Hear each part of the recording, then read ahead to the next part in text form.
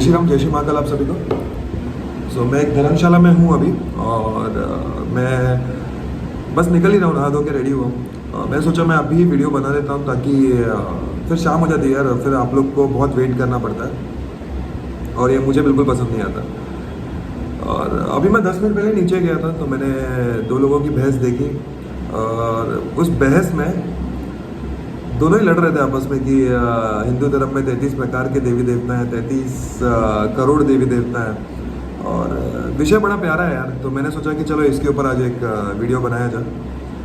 आप लोग को भी तो बताऊं मैं कि हिंदू धर्म में 33 कोटि है, उसका मतलब 33 प्रकार है या 33 करोड़। तो शास्त्रों के हिसाब से अगर हम देखें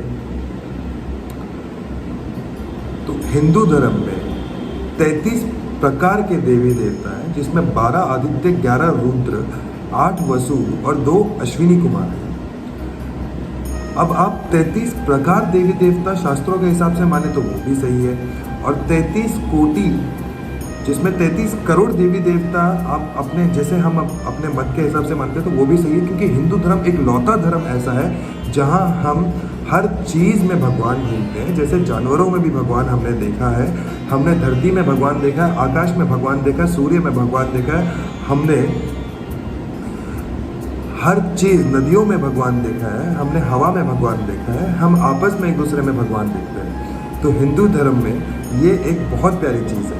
33 कोटि देवी देवताओं का मतलब 33 प्रकार के देवी देवता और 33 करोड़ देवी देवता, दोनों ही मत अपने आप में सही है।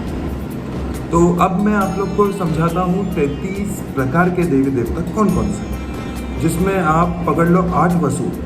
8 वसु में हमारे आ जाते हैं जैसे अप, धर, सोम, ध्रुव, अनिल, अनल, प्रत्युष और प्रभास। अब ये कौन है? तो ये हमारे जिसमें मतलब हमारा प्राण का संचालन होता है। जैसे कि हम कहते हैं ना, धरती, जल, वायु, चंद्रमा, सूर्य और आकाश, नक्षत्र, अग्नि।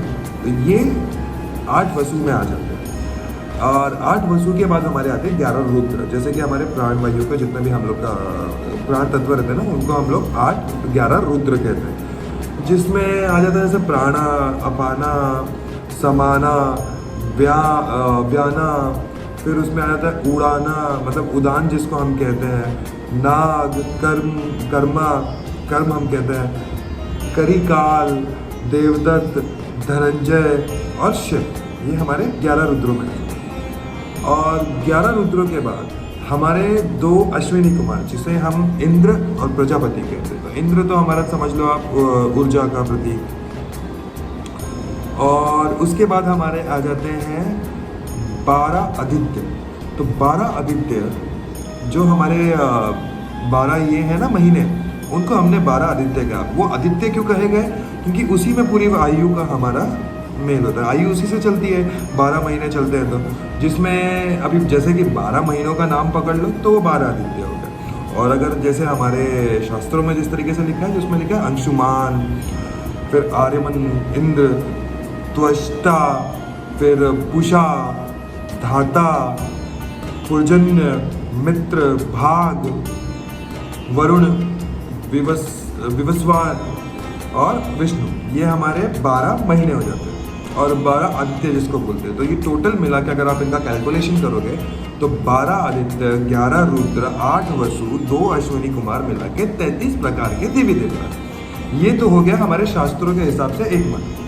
अब दूसरा मत जो मैंने कहा कि सही है, वो है 33 करोड़ देवी देवता। तो जैसे कि हम मानेंगे तो हम जैसे काला कुत्ता हम बोलते हैं, वो हमारे भैरव जी की सवारी बोलते हैं। शेर को हम लोग माता की सवारी बोलते हैं। नंदी, बैल को हम लोग शिव जी की सवारी बोलते हैं।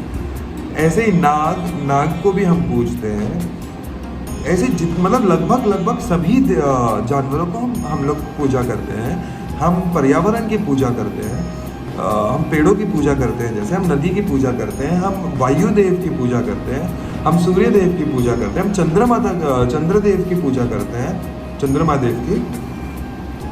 ऐसे ही हम हर प्रकार की चीज़ों की पूजा करते हैं, कण कण, हम पत्थर तक की पूजा करते हैं। तो अब कई लोगों का तो मत ये भी होता है कि पत्थर की पूजा क्या करना, पत्थर नहीं। देखो क्या होता है ना कि आप जब किसी की पूजा करते हो तो जैसे हम मूर्ति लाते हैं, मूर्ति भी तो पत्थर की है।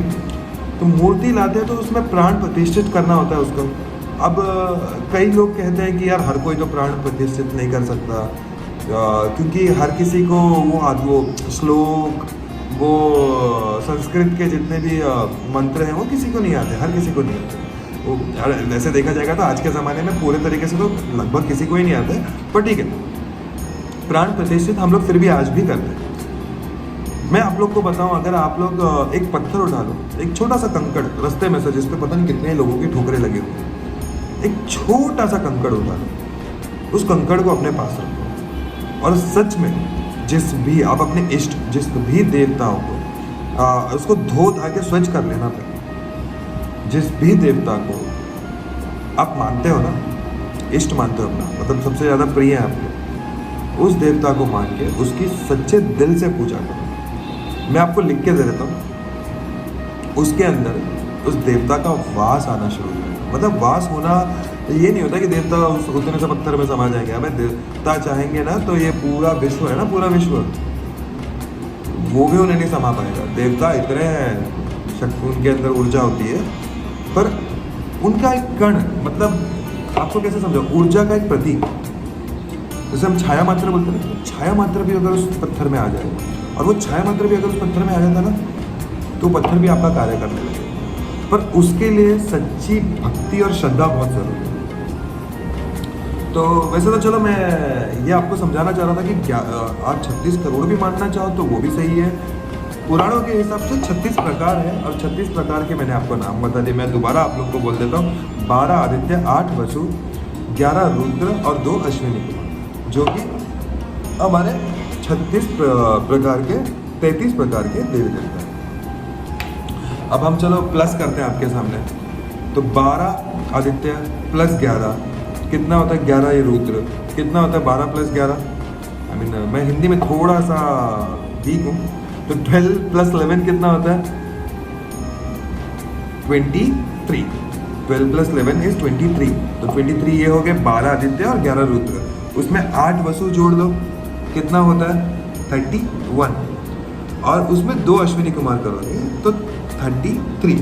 तो ये होता है 33 प्रकार के देवी देवता।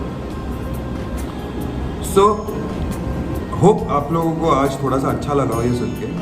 और कल को अगर कोई आपसे पूछे कि 33 करोड़ देवी देवता हैं, तो उनको भी आप समझा सकते हैं कि हम हर एक में भगवान ढूंढते हैं। और इसका बहुत बड़ा फ़ायदा भी है, जैसे कि पर्यावरण आज के टाइम पे वेस्टर्न कल्चर वो खुद भी पर्यावरण को बचाना सोच रहा है, और हम हमेशा से ही उस पर्यावरण की पूजा कर रहे हैं। और जिस पर्यावरण की हम पूजा कर रहे हैं तो उसको ख़राब करेंगे कैसे? वो तो आज हमारे अंदर थोड़ा सा वेस्टर्न कल्चर आ गया, हम डेवलपमेंट के नाम पे पर्यावरण की पूरी बोलते रहे लंका ही ढा दी हमने। पर फिर भी